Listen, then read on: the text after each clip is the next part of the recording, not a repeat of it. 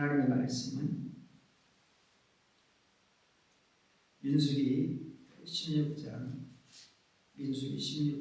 36절에서 50절의 말씀, 민수기 16장 36절에서 50절까지의 말씀을 교독하도록 하겠습니다.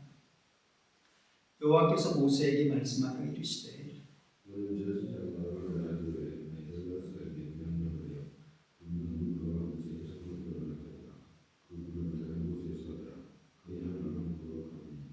사람들은 범죄하여 그들의 생명을 스스로 해하였거니와 그들이 향로를 여호와 앞에 드렸으므로 그 향로가 거룩하게 되었나니 그 향로를 쳐서 제단을 쌓는 철판을 만들라. 이스라엘 자손에게 표가 되리라 하시니라.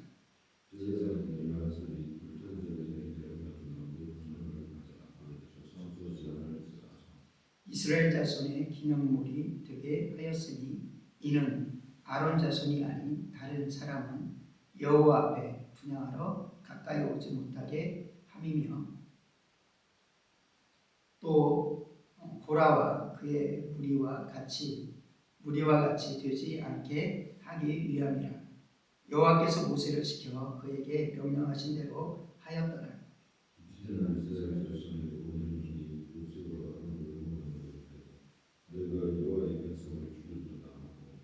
회중이 모여 모세와 아론을 칠 때 회막을 바라본즉 구름이 회막을 덮었고 여호와의 영광이 나타났더라. 여호와께서 모세에게 말씀하여 이르시되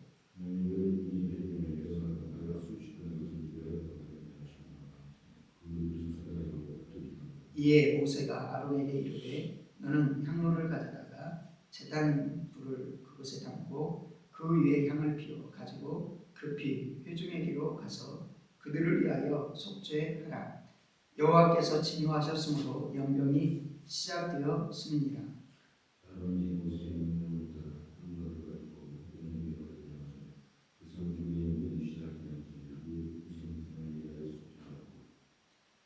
죽은 자와 산자 사이에 섰을 때 연병이 그치니라.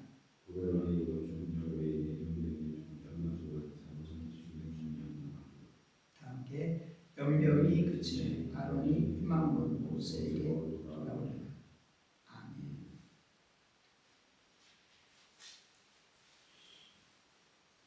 유급할 때 드러나는 하나님의 영광. 신앙생활은 마지막까지 끝까지 하나님을 믿고 의뢰하고 하나님만을 바라는 것이 절대적으로 필요합니다. 궁핍함 가운데서도 이대로 굶어 죽겠다 할 때에도 끝까지 자신을 살피며 하나님을 끝까지 의뢰하는 것들이 필요합니다. 그러지 못하면 헛된 곳으로 이방 땅으로 그래서 고생하는 롯과 같이 또 나오미와 같이 엘리멜렉과 같이 고생할 수 있습니다. 또 기근 속에 아브라함이 애굽 땅 약속의 땅을 내려놓고 또 헛된 곳으로 움직여 또 여러 가지 어려움을 당하게 됩니다. 많은 신학을 준비하는 이들의 믿음으로 하나님 앞에 직장도 내려놓고 또 신학도 가게 됩니다. 이때도 많은 어려움들이 있습니다. 그런데 끝까지 아무것도 안 세리다가 등록금도 안 세리다가 마지막 때 주실 때가 참 저도 많이 있었던 것 같습니다. 우리의 삶에서 여러 가지 위기가 있지만 그 위기 속에서 하나님께 온전히 끝까지 붙들고 나간 때 하나님께서 마지막에 하나님의 뜻을 보이시고 하나님의 영광을 보이신다. 먼저 오늘 본문 속에서는 250명 분향의 향을 드렸습니다. 그런데 그들은 반역한 자들이었습니다. 고라와 나단과 온과 합하여서 당을 지었고 그리고 그것을 대적하고 하나님의 뜻을 거스렸던 있었던 사람입니다. 하나님께서 그 향로에서 불이 나와서 250명을 살리게 하셨습니다. 그런데 그것을 가지고 하나님께서는 부정하니까 버려버려 이렇게 한 것이 아니라 향이 나타났고 불이 나타났다는 것은 거룩함을 또 상징하기도 합니다. 드린 사람들은 부정하여서 죽었을지라도 그 향로는 거룩하다라고 하나님께서 말씀하십니다. 근데 그대로 향로로는 쓸 수 없기에 하나님께서 그것을 쳐서 궤를 철판을 만들어서 궤를 사게 하여서 상징이 되게 하라 이렇게 말씀합니다. 그들은 38절에 그들이 향로를 여호와 앞에 드렸으므로 그 향로가 거룩하게 되었나니 그 향로를 쳐서 제단을 쌓는 철판을 만들라. 이스라엘 자손에게 표가 되리라 하신지라.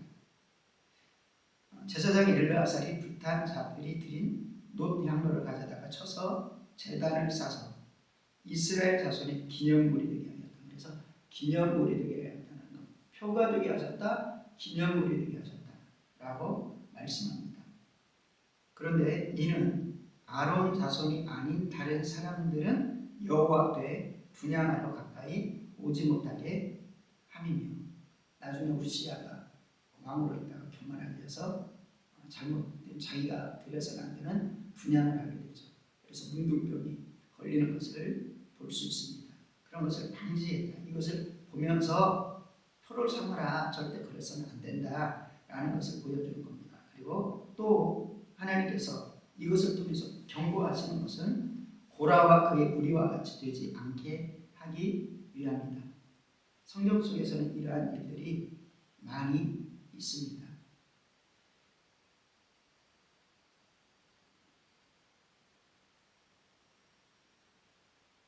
이스라엘 자녀들이 요단강에서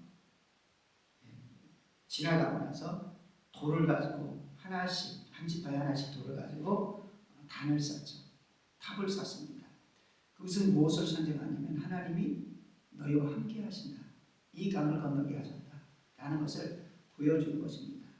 또한 이런 것 말고 정기적으로 하나님께서 예배를 드려라, 절기를 지켜라 라는 것도 그 자체, 하나님께 예배 드리는 것 자체도 소중하지만 기억하라는 것입니다. 기억함으로 너희가 구원 얻을, 무엇으로 구원 얻었는지를 알게 하시는 것을 볼 수 있습니다. 우리의 삶 가운데 하나님께서 승리의 이정표를 또 우리 속에 기억하게 하십니다. 아말렉 전쟁 가운데서는 승리의 소식을 기도로 승리한 거야, 하나님이 역사하신 거야 라는 것을 자녀들에게, 후손들에게 끝까지 가르쳐라 라고 말씀합니다. 그래서 여러 가지로 하나님께서 우리에게 말씀을 주셨다는 것이죠. 그리고 옷수레 길게 하는 것도 하나님의 말씀을 기억하라. 경무를 차고 또 경례를 띠고 하는 것도 하나님의 거룩함, 그리고 하나님의 말씀으로 살아야 되는 것을 기억해라. 하나님의 은혜 없이는 살 수 없다는 것을 항상 기억하게 하신다는 것입니다. 우리의 삶 가운데 하나님께서 무엇으로 기억하게 하십니까? 우리에게는 하나님의 말씀이 있습니다. 주야로 하나님의 말씀을 묵상하며 최고의 기억이 되고 최고의 축복된 길로 나가게 되는 은혜인 줄로 믿습니다. 두 번째 우리가 생각할 것은 급할 때 하나님께서 영광을 보여주셨다는 것입니다. 아브라함이 순종하여서 자기의 자식 이삭을 잡을 때, 번제로 드리려고 칼을 내리치려고 할 때, 그 전에 좀 안전하게 괜찮아, 양을 준비해서 말씀해 주시면 얼마나 좋겠습니까? 마지막까지 순종하는 모습을 보시는 것입니다. 그리고 다급하게 하나님께서 나타나셔서, 하나님께서 나타났다는 것은 하나님의 영광이 드러나는 것입니다. 그리고 양을 대신하여서 준비하신 하나님의 모습을 보여주시면서, 그런데 그것이 아브라함의 믿음 가운데 있었다는 것입니다. 자기 아들 이삭의 나무도 있고 모든 것들이 다 있는 것 같은데 하나님께 드릴 번제는 어디에 있습니까? 라고 할 때 하나님께서, 여호와께서 준비하시리라. 아브라함은 자기 아들을 두고 표현한 것인데 하나님께서는 독생자 예수 그리스도를 이미 준비하셨다는 것입니다. 또 여호수아와 갈렙이 선한 보고를 합니다. 12정탐꾼 중에 10정탐꾼은 잘못된 보고를 하죠. 하나님이 우리를 기뻐하시면, 그리고 하나님 앞에 우리가 범죄하지 않으면 하나님께서는 저들을 저 땅을 우리에게 줄 것이다. 그러니 나가서 진군하여서 정복하자. 그런데도 불구하고 많은 사람들이 웁니다. 통곡합니다. 밤새도록 웁니다. 그리고 나서 우리가 다른 지도자를 세워서 애굽으로 돌아가자. 여기서 죽는 것보다, 저들의 칼에 죽는 것보다 좋겠다라고 하는데, 저들은 여호수아 갈렙이 선포합니다. 오직 하나님을 기쁘시게 하고, 그러면 하나님께서 저들을 우리의 밥으로 허락하여 주실 것이다. 먹일 것이다. 우리는 정복할 수 있다. 라고 하는데도 불구하고 이 정도 설득을 하고 이 정도 믿음에서 불했으면 변해야 되는데 여전히 사람들은 변하지 않았습니다. 그리고 돌로 치려고 합니다. 얼마나 다급했겠습니까? 그런데 하나님께서 그때의 영광을 보여주셨다. 마찬가지로 41절에 보니까 지금 10정탐꾼의 사건도 있었고, 그리고 나단과 온과 그들이 죽어지는 것도 보았고, 그들이 땅에 꺼지는 것도 보았습니다. 그러면 회개하고 통곡해야 되는데 참 사람의 마음이 거꾸로 가는 것 같습니다. 이튿날 이스라엘 자손의 온 회중이 모세와 아론을 원망하여 이르되 너희가 여호와의 백성을 죽였도다 하고, 회중이 모여 모세와 아론을 칠 때에 마지막 그 순간입니다. 그런데 그 마지막 순간에 회막을 바라보죠. 구름이 회막을 덮었고 여호와의 영광이 나타났더라. 그래서 우리가 항상 하나님을 의지할 때 때때로 눈에 안 보이는 것 같습니다. 그런데 끝까지 의지하라는 것을, 끝까지 하나님 편이 되라는 것을, 끝까지 하나님의 역사를 바라보라는 것을, 그러할 때 마지막 순간에 하나님께서 영광을 보여주십니다.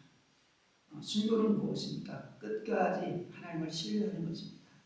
끝까지 하나님을 신뢰했기 때문에 포기하지 않고 타협하지 아니하고 하나님을 경외하는 것입니다. 그리고 믿음으로 살아가는 것이죠. 어떻게 보면 순교 전에 모세와 같이, 여호수아와 갈렙 같이 하나님의 영광이 드러날 수 있습니다. 그런데 끝까지라는 것을 이루시기 위해서 하나님께서는 때때로 많은 사람들의 순교도 받으셨다라는 것을 기억하면서, 이 땅에서 때때로는 역사가 나타나지 않아도 우리는 믿음으로 그것을 끝까지 지킬 때 내 영혼, 그리고 그러한 순교의 모습, 만약에 기독교의 역사 가운데 순교의 역사가 없었다면 어떻게 되겠습니까? 그런데 그 순교의 역사를 통해서 우리에게 생명을 주고, 그리고 순교당한 자는 최고의 영광의 자리에 있다라는 것을 기억하면서 믿음으로 끝까지 승리하는 귀한 삶, 내 삶이 이렇게 어려워 할 때 하나님을 신뢰하며 마지막 그 순간에 하나님께서 최고로 높여주시는 것을 기대하시길 원합니다. 그리고 나서 44절에 보니까 여호와께서 모세에게 말씀하여 이르시되 너희는 이스라엘 중에서 떠나라. 내가 순식간에 그들을 멸하려 하노라 하매. 이런 일들이 많이 있었습니다. 이때 모세가 한 것은 무엇입니까? 하나님께 엎드렸습니다. 엎드렸다는 것은 중보하는 것을 뜻합니다. 여기서는 저들을 죽이지 마십시오 이렇게 표현되지는 않았습니다. 그런데 모세가 다음에 한 일이 그들을 향한 중보임을 보게 됩니다. 아론에게 분향을 가지고 와서 하나님께 속죄의 향을 드려라 라고 할 때, 왜냐하면 이미 연병이 그들을 치기 시작했기 때문이고 하나님의 진노가 불신앙하는 그들을 치기 시작했기 때문이다. 그래서 모세는 엎드립니다. 우리의 삶 가운데 때때로는 우리가 억울함을 당하는 일들이 있습니다. 그리고 하나님의 심판이 선포될 때가 있습니다. 이때 우리가 먼저 해야 될 일들은 엎드리는 것이었습니다. 여호수아와 갈렙이 하나님 앞에 엎드렸습니다. 모세와 아론이 하나님 앞에 엎드렸습니다. 그리고 또 모세와 아론이 하나님 앞에 엎드렸습니다. 이 시간 우리가 기도하는 시간이 하나님 앞에 하나님의 정권에 의지하며 내 힘이 아닌 하나님의 영광이 나타나고, 그리고 그 기도의 핵심 가운데서는 하나님께서는 오래 참으시며 인내하시며 그리고 모두가 구원받기를 원하시는 하나님이시오니 하나님의 의가 하나님의 생명 하나님의 특성이 나타나게 도와주시고 저들의 죄를 저들이 알지 못해서 그렇사오니 용서하여 주십시오 라는 기도가 핵심이 되어야 될 줄로 믿습니다.